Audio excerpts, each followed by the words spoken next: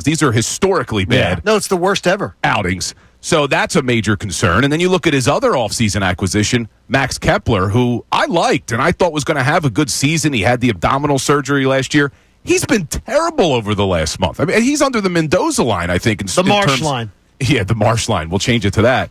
So when you look at that and you say, all right, well, you didn't really address center field. You brought in Max Kepler as your big offseason acquisition in left. Which was bad from the beginning. Yeah, you told us he was going to be an everyday left fielder. Well, you haven't trusted him against left-handed pitching, and now you're having a hard time trusting him against right-handed pitching.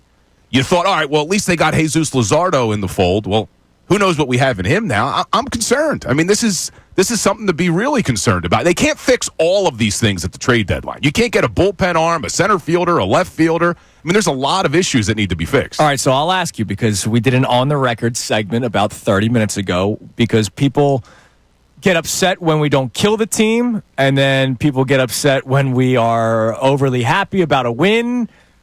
I wanted to make it clear that despite this 1-6 stretch, and despite me not liking the construction of the lineup since spring training, so it's not like I'm saying anything new here, I still believe this is a playoff team. World Series contender, I'm not there. I have to see what they do at the deadline. John believes they're a playoff team. World Series contender, has to see what they do in the deadline. Same with Gunner. I'll ask you, with all the nerves that you're feeling right now, do you still believe that they are a playoff team, or have you started to waver on that? Now, I think we're all seeing eye to eye on this. I still think they're a playoff team. And some people may be listening saying, well, then what are you complaining about? Well, that's no longer the bar. Right. This team, not good enough. Yeah, the bar is no longer make the playoffs. If this was 2022, sure. Exactly. We'd be singing their praises because they're a playoff team. But when you get to the World Series in 22, and then you get a little bit farther or less farther in 23, and then you have the disaster you had last year in the divisional series against the Mets, we won a World Series again. That's the goal. That has to be what the bar is. So everything we look at this team is through the lens of, are they good enough to get to a World Series? And right now, I agree with you. Postseason, sure. Getting to the World Series, they got to make some moves. There's no doubt about it. I'm trying to figure out what their fascination is with fixing stuff at the trade deadline and then breaking it in the offseason. Why every year Dave Dumbrosski goes and fixes the bullpen, it becomes an urgency at the trade deadline, and then he goes and breaks it in the offseason. He had two guys who he could have kept around. One of them, I wanted one of them to stay. And right now, Estevez is one of the best closers in the game in Kansas City. And they had him in house. And by the way, he didn't sign for a fortune. Yeah, and they let him out the door. And you traded prospects for him. I don't understand. Look, I said this last year, and I was killed for it. But I said, I haven't been that impressed with Dave Dumbrosski. And I think more people are coming around to that conclusion. When you look at what Dumbrosski inherited when he got here, a lot of these really good pieces that this team has were already here. Like, pretty much your pitching staff was already here. He did bring in Luzardo. You look at all these big pieces in the lineup. Yeah, he brought in Schwarber, which was a great move, but Harper was already here.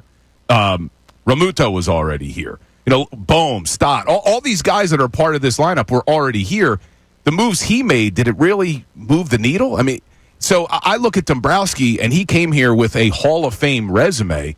He hasn't blown me away, and he certainly hasn't blown me away with his deadline moves, even though you talk about Estevez. Even last year, I mean, the deadline, Austin Hayes, that didn't move the needle. Yeah, the reliever, no. He's done a good job with relievers at the deadline, or maybe like Edmundo Sosa, but like, sure. Remember a couple of years ago, they thought they found another Edmundo Sosa with that Rodolfo Castro guy. Did he play? A couple of games, but did. he's in AAA. That was the Bailey Falter trade, who the Phillies faced tonight. Like, he's been okay. I'll say he's been good with bullpen additions at the deadline. But this team needs more than like one or two bullpen arms. They need a right-handed power bat, and they need a center fielder. Like, Dave Dumbrosski has now all of a sudden a list at the grocery store that he needs to go shopping for. And that's not good. With a payroll that's this high, I can't believe that they have this many things that they're shopping for. That's like, yeah, and when you look almost malfeasance to you as a legal term. Yeah, and when you look at there you go. I like that. Well, yeah, when you talk about the payroll, it's also, how do you have a payroll like this and you still have a platoon in center, right, a platoon in left, a platoon at second base? I mean, they're platooning all over the place. Yeah. with this high of a payroll. And It they're shouldn't be the case. platooning, and my biggest beef is you're listening to 97.5 The Fanatic, WPN, WPN HD1 Burlington, Philadelphia, Beasley Group Station, broadcasting live from the Comcast Business Studio, powering possibilities. See how that's done, Bill? I'm pro platooning if you have like good options. They don't have good, like they're trying to platoon with players that aren't that good. Correct. Like, and I used to bust Mike's chops all the time, and I would make big deals about Weston Wilson. I'd call him dubs and all that. And mainly it was because it would get under Mike's skin. Oh, that's what it is. Well, and I admitted it. I told Mike. That's the Bill Colorullo lawyer trapdoor right there. Well, on the last show that me and Mike did together, I admitted to him, you were right about Weston Wilson. Like, he can't be your platoon piece in left field. Like, No. And then you look at center, and you got Brandon Marsh, and I heard you talking this morning, and I agree with you. Major League Baseball player, sure. But a center fielder on a World Series contending team, not the way he's been playing over the last couple years. No. No, 3 no. years, they've tripled down on, like, this. This isn't like Brandon Marsh didn't get here yesterday. Like, Brandon Marsh was on this team since 2022. Now, wait a minute, though. I floated my conspiracy theory. Did you hear it earlier? I did not. Okay. Oh, I did, with the basketball jerseys. Yes. Now, the thing is, I did see it's a 14-year-old sized Brandon Marsh basketball jersey, so we know Bill Colorullo would wear it. He would. So he Bill would wear it. He'll probably wear it on NBC Sports Well, Philadelphia. Show off the guns. Well, and no, everything it's like sleeveless. that. You know- Any size works as long as it's Exactly. sleeveless. Correct, with the Bill. sleeveless. But the reason I'm going long sleeves today, By the way, got I own the burnt- same one. I got burnt to a crisp yesterday. What are you doing? I couldn't believe me and Ricky wanted to do a little team bonding, so we had a little golf outing together. I got burnt. I mean, I have such a farmer's tan right now. I ripped What are you doing? people like you about 2 weeks ago because you're a bit fairer skinned. You're not Brendan. You're not the No, typical. I don't Italian usually man. burn, dude. I don't usually burn. I mean, I There's got the something about- Mediterranean skin. There's something about the pasty white guy that thinks I can beat the sun, and you guys lose. It makes you oily, dude. Nobody wants to wear listen, it. You You- lose that battle every time. You're You not are wrong. using the good. you're Gunner not- is wrong. Gunner is pale complexion. Ray He needs it. Ray is a needs pale it. complexion guy. I'm different. I'm Sicilian. You I do could not get away have- with it. dude. You are not more olive skinned than I am, and I'm Scottish. I'm Black Irish. We are. And I mean, we're like- arguing over who's more olive. No, but I'm skin. saying is that Hell you yeah, got to man. protect your skin. My skin's better than as yours.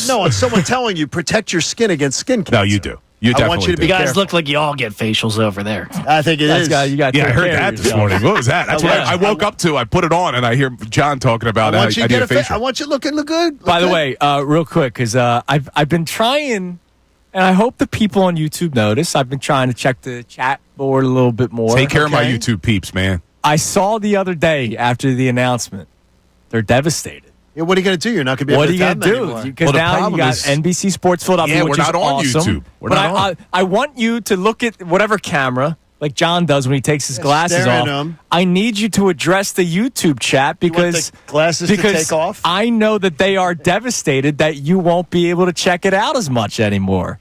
Yeah, we had a lot of fun with our YouTube chat. I mean, we got a lot of loyal listeners in there who would tune in every day, and it wasn't always positive towards me. Trust me, there was always a lot of Like 95% of the time, yeah. yes. There's a lot of negativity And in then there. you guys wonder why sometimes I don't look. But I will say, it's kind of like when you talk to your family. Like, remember in The Godfather, to quote, Mike loves to do the Godfather stuff, where he goes to Fredo and says, you know, never choose sides against the family again, that type of thing. The YouTube chat will come after us, but if a stranger comes in and tries to start talking trash, Yes. they will go Yes, after that exactly. person. Like, we are all family. So I am going to miss the YouTube chat, but I know they'll be in good hands on middays because Ray Don's taking it over.